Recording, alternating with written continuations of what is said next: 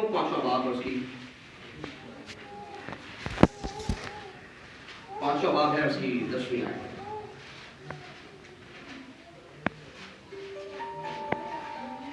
کیونکہ ضرور ہے کہ مسیح کے تخت عدالت کے سامنے، ہم مل کر اس کو پڑھیں گے، کیونکہ ضرور ہے کہ مسیح کے تخت عدالت کے سامنے جا کر ہم سب کا حال ظاہر کیا جائے، تاکہ ہر شخص اپنے ان کاموں کا بدلہ پائے جو اس نے بدن کے وسیلہ سے کیے ہوں، خواہ بھلے ہوں خواہ برے۔ ہم نے بخوبی یہاں پر دیکھا، خدا کا بندہ پالوس رسول کرنتھس کی کلیسیا کو لکھ رہا ہے کہ کیا کہنا جی، کیونکہ ضرور ہے کہ مسیح کے تخت عدالت کے سامنے، اس تخت کے سامنے جا کر ہم سب کا حال ظاہر کیا جائے، ہم سب کا حال و احوال ظاہر کیا جائے، اور تاکہ ہر ایک شخص اپنے ان کاموں کا بدلہ پائے جو اس نے بدن کے وسیلہ سے کیے ہوں، خواہ بھلے اور خواہ برے۔ تو اس بات کو یاد رکھ لیں، ہم جتنے ایسا دنیا میں اس جہان فانی میں دکھ اٹھاتے ہیں، ہم پریشان ہوتے ہیں، ہم ظلم اٹھاتے ہیں، ایک دن آنے والا ہے جب مجھے اور آپ کو اس کی جزا ملے گی، مجھے اور آپ کو اس کی جزا ملے گی، اور ہر ایک شخص اپنے کام کے موافق اس تخت کے سامنے پیش کیا جائے گا۔ کلام میں لکھا ہے ہر ایک شخص اپنے کام کے موافق جو اس نے خواہ بھلا کام کیا ہو خواہ برا کام کیا ہو، وہ اس تخت کے سامنے پیش کیا جائے گا، اور اس دن خداوند یسوع مسیح آقا اچھے اور دانے برے جو ہیں ان کو الگ کرے گا۔ ابھی فصل بڑھ رہی ہے، ابھی کیا آپ دیکھیں نا، مثال طور پر جب کنک یا کوئی فصل لگتی ہے تو ادھر کا بوٹ بھی ہو جاتا ہے، اس میں برے دانے بھی ملتے ہیں، کٹے دانے ملتے ہیں، لیکن فصل کی کٹائی پر مالک کیا کرتا ہے؟ تھریشر لگاتا ہے اور اچھے دانے اور برے دانے الگ کر دیتا ہے۔ وقت آنے والا ہے ہم جب اس تخت عدالت کے سامنے خداوند یسوع مسیح کے سامنے پیش کیے جائیں گے، یہاں پر لکھا ہے ہر ایک شخص اپنے کام کے موافق جو بدلہ پائے گا، ہر ایک شخص کی عدالت اس کے کام کے موافق کی جائے گی۔ اگر ہم نے اس دنیا میں رہتے ہوئے کسی پر ظلم کیا، کسی کو گالی گلوچ کیا، وہ سب کچھ کتاب حیات میں لکھا جا رہا ہے، آگے ہم دیکھیں گے جا کر ایمانداروں کے جزا بھی ہے۔ ہم جتنے اس دنیا میں رہتے ہیں، اگر ہم ظلم کرتے ہیں ہم پر ظلم نہیں ہوگا، ظلم کا پتہ اس دنیا میں بھی، نہ صرف آسمان پر بلکہ اس دنیا میں بھی ہمیں ظلم کا سامنا کرنا پڑے گا۔ جو کچھ ہم کرتے ہیں وہ شاید ہمیں اگلی پیڑھی سے ہمیں وصول ہو جائے، شاید اس سے اگلی پیڑھی میں وصول ہو جائے، جیسے اس سے اگلی پیڑھی میں وصول ہو جائے۔ یہ بڑوں کی مثال ہے، یہ دنیا کی مثال ہے کہ جو کچھ ہم بیچتے ہیں وہ ہمیں کاٹنا پڑے گا۔ تو جو کچھ کوئی کرتا ہے اس دنیا میں رہتے ہوئے، وہ اگر ظلم کرتا ہے، وہ کسی پر اگر اعزار ثانی کرتا ہے، وہ کچھ بھی اگر کرتا ہے تو اسے اس کا بدلہ ضرور ملے گا، اور یہ خدا کے اختیار میں ہے۔ میں نے کہا کہ عدالت کرنا خدا کے اختیار کے اندر ہے، یہ نہ کسی انسان کے پاس اختیار ہے بلکہ اختیار صرف خدا دے کو ہے۔ وہ انسان کا انصاف کرے، وہ انسان سے بدلہ لے، وہ انسان کے جو کچھ بھی کرے، یہ اختیار صرف اور صرف خدا کے پاس ہے۔ کسی انسان کو اس کے لیے کھڑے ہونے کی ضرورت نہیں ہے، خدا اپنا انصاف خود کرتا ہے اور اپنے کلام کی نگہبانی بھی کر سکتا ہے۔ پریز دی لارڈ۔ کلام خدا میں کہتے ہیں کلام کو میں نے اپنے دل میں رکھ لیا تاکہ تیرے خلاف گناہ نہ کروں۔ آسمان اور زمین ٹل جائیں گے لیکن میرے منہ کی باتیں ہر چیز نہ چلے گی۔ تو خدا اس کلام کی حفاظت کر سکتا ہے، خدا اس کلام کی، اپنے کلام کی، اپنی کتاب کی خدا خود حفاظت کر سکتا ہے۔ انسان کو اس کے لیے اسٹینڈ لینے کی کوئی ضرورت نہیں ہے۔ انسان یہ نہ سمجھے کہ میں اس کے لیے کھڑا ہوں گا، میں اس کا بدلہ لوں گا، بلکہ خدا خود جو ہے اس کا انتقام لینے کے لیے، اس کا بدلہ لینے کے لیے خدا جو ہے وہ خود آسمان پر موجود ہے۔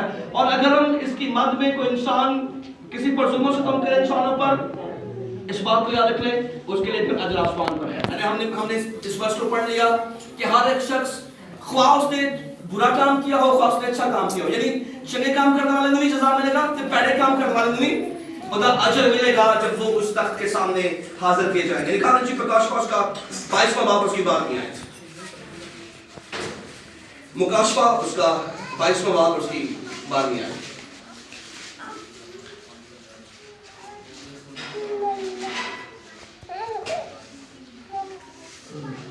آئیے پڑھیں اس کو مل کر اس ورس کو۔ دیکھ میں جلد آنے والا ہوں اور ہر ایک کے کام کے موافق دینے کے لیے اجر میرے پاس ہے۔ میں الفا اور ओमेगा, अव्वल और आखिर, इब्तिदा और इंतहा। Praise the Lord. खुदा का शुक्र है कि खुदा जब अल्फा और ओमेगा, वो अव्वल और आखिर, वो इब्तिदा और इंतहा है। इसका मतलब ये है कि जब कुछ ना था तब खुदावंद यीशु मसीह मौजूद था, जब कुछ ना होगा तब भी खुदावंद यीशु मसीह मौजूद होगा। हम इस बात के लिए परेशान होने की जरूरत नहीं। मैं जब इस बात को ले रहा था तो मैंने कहा वो भाई नज़ीर जो है वो डायरेक्टली खुदा की ऐसे खुदा जो है यीशु मसीह ऐसे खड़े होंगे और वो डायरेक्टली उसकी बाहों में बल्कि उस तख्त पर उसको जगह ली हुई है। आगे हम इस बात को देखेंगे तो जो ईमानदार जो हैं, जो ईमानदार हैं, वो किस तरह से जज़ा पाएंगे आसमान पर। उस ताज को कलाम में लिखा है जो आखिर तक बर्दाश्त करेगा वो जिंदगी का ताज पाएगा, वो जिंदगी का ताज पाएगा। Praise the Lord. एक पंच हमने सीखा जी मुस्तकबिल में ईमानदार दीदार की अदालत जज़ा के लिए। हमने पहली बात सीखी। अब दूसरी बात है मौजूदा अतमाम की अदालत। मौजूदा अतमाम यानी कौमों की अदालत, मौजूदा कौमों की अदालत। हम मिलकर इस बात को पढ़ेंगे, मौजूदा कौमों की अदालत। तो बेशक हम इस मुस्लिम कौम में हैं, हम गैर कौम के अंदर हैं, मुल्क पाकिस्तान में, इनका भी इंसाफ होगा।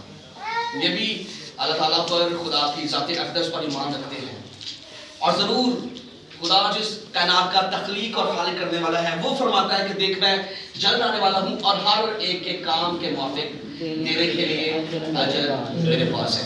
निकाले जी मुकद्दस मत्ती रसूल के इंजील उसका 25वां बाब और उसकी 25वां बाब, चैप्टर 25 है मैथ्यू मत्ती और उसकी 25वां बाब है, उसकी 31वीं आयत से लेकर उसकी 34वीं आयत। जब आपको ज्यादा गर्मी लगे बर्दाश्त से बाहर हो मुझे जरूर बताइएगा, हम इसको यहाँ पर वाइंड अप कर देंगे। ठीक है जी, ठीक है जी। 25वां बाब है उसकी 31वीं आयत से लेकर उसकी 34वीं आयत। लिखा है जब इब्ने आदम अपने जलाल में आएगा और सब फरिश्ते उसके साथ आएंगे तब वो अपने जलाल के तख्त पर बैठेगा और सब कौमें, कौन जी? सिर्फ उसी सब कौमें उसके सामने जमा की जाएंगी। सब कौमें, ख्वाह मुसलमान हो, ख्वाह मसीही हो, ख्वाह हिंदू हो, वो ब्राह्मण हो, वो सिख हो, कोई भी कौम हो, कलाम खुदा में लिखा है सब कौमें, कलाम में लिखा है हर एक घुटना उसके आगे झुकेगा, ख्वाह जमीनियों का हो, ख्वाह आसमानियों का, ख्वाह उनका जो जमीन के जिन्हें मार गए ने भी, वो सब उसके सामने पेश किए जाएंगे और इनके सब कौमें उसके सामने जमा की जाएंगी और वो एक को दूसरे से जुदा करेगा। वो एक को दूसरे से मैंने कहा अच्छे दाने और बुरे दाने जुदा किए जाएंगे। अभी तो फसल फट रही है ना, बुरे दाने भी साथ साथ ही ग्रोथ कर रहे हैं, बुरे दाने कड़वे दाने भी साथ साथ फट रहे हैं, लेकिन एक वक्त आएगा जब खुदा जो है वो अच्छे और बुरे दाने क्या करेगा, उनको जुदा करेगा। जैसे चरवाहा भेड़ों को बकरियों से जुदा करता है, जैसे चरवाहा भेड़ों को बकरियों से जुदा करता है और भेड़ों को अपने दाहिने और बकरियों को बाएं खड़ा करेगा, उस वक्त बादशाह अपनी दाहिनी तरफ से बालों से कहेगा आओ मेरे बाप के मुबारक लोगों, वो जो बादशाही बनाए आलम से तुम्हारे लिए तैयार की गई है उसे मिरास में ले लो। हम वर्ष को मिलकर पढ़ेंगे 24वीं आयत को। उस वक्त बादशाह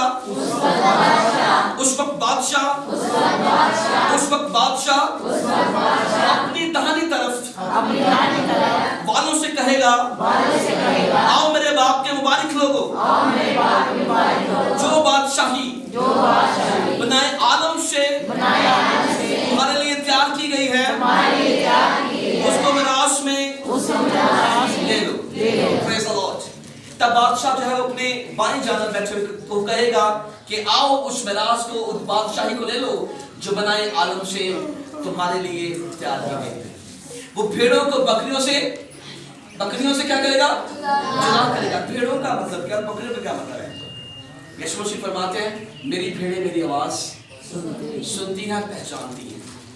तो कलीसिया को भेड़ से तशबीह दी गई है। तानु पता ना पेड़ा बड़िया पोलियां पालियां होंदियां ने, एक भेड़ ने अगर छाल मारी नैर तो सब उधर पीछे, बकरी कुछ सियानी है, और भेड़ों को बकरियों से क्या करेगा?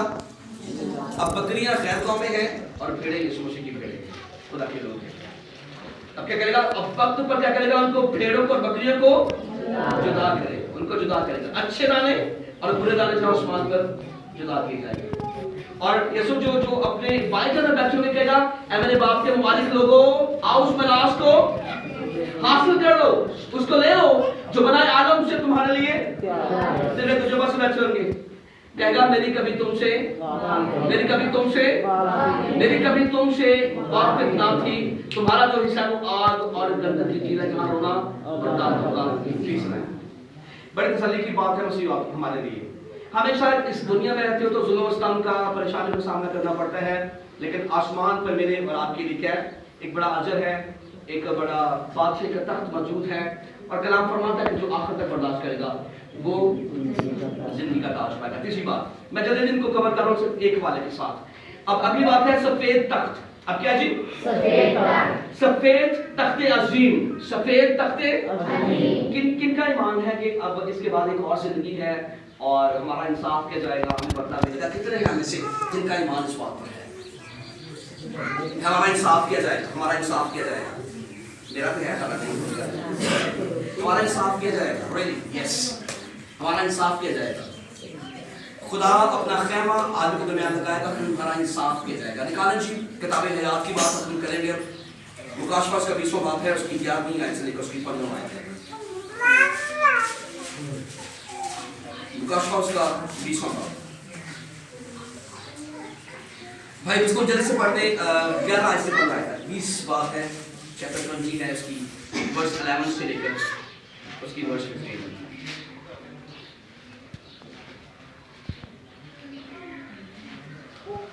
یہ پر لکھا ہے پھر میں نے ایک بڑا سفید تخت اور اس کو جو اس پر بیٹھا تھا دیکھا، جس کے سامنے زمین اور آسمان بھاگ گئے اور انہیں کہیں جگہ نہ ملی. پھر میں نے چھوٹے بڑے سب مردوں کو اس تخت کے سامنے کھڑے ہوئے دیکھا اور کتابیں بولو صحیح، اور کتابیں کھولی گئی. پھر ایک اور کتاب کھولی گئی، یعنی کتاب حیات، اور جس طرح ان کتابوں میں لکھا ہوا تھا ان کے ایمان کے مطابق مردوں کا انصاف کیا گیا.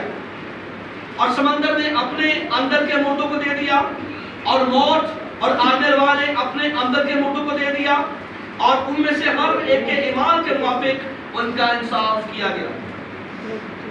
پھر موت اور عالم روا آگ کی چھیل میں ڈالے گئے. یہ آگ کی چھیل دوسری موت ہے، اور جس کسی کا نام کتاب حیات میں لکھا ہوا نہ ملا آگ کی چھیل میں ڈالا گیا. ہم مل کر اس ورس کو پڑھیں گے. اور جس کسی کا نام کتاب حیات میں لکھا ہوا نہ ملا وہ آگ کی چھیل میں